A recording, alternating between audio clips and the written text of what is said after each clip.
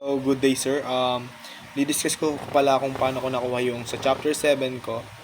Um, First is yung total score ko sa A is 39, total score ko sa B is 41, and total score ko sa C is 38.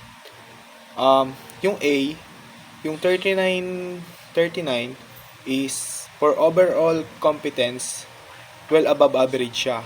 Then sa derailment potential is very slight chance, and for long range potential is senior executive.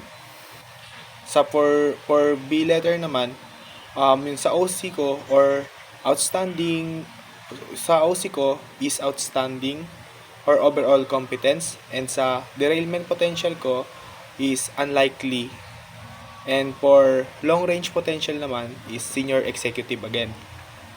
And the last letter is C. Yung sa C ko naman is 38. For overall competence is well above average, and derailment potential is very slight chance, and for LRP or long range potential is executive. Then, ang tanong dito is, what do your results say about you and what it takes to be an effective leader? And ang sagot ko naman dito, sir, is based sa akin and strong interpersonal skills, thinking, and capacity to uplift and motivate people are the hallmarks of effective leadership. A good leaders create an environment where people want to work together by encouraging open communication, paying attention to what their teammates have to say, and giving constructive criticism.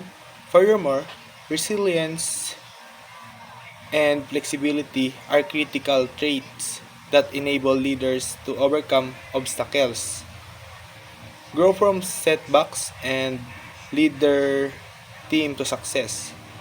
To ensure that choices are made effectively and take into account that many viewpoints within the team, it is important to strike balance between exclusivity and decisiveness. Effective leaders also provide a good example for others by acting honorably and morally. They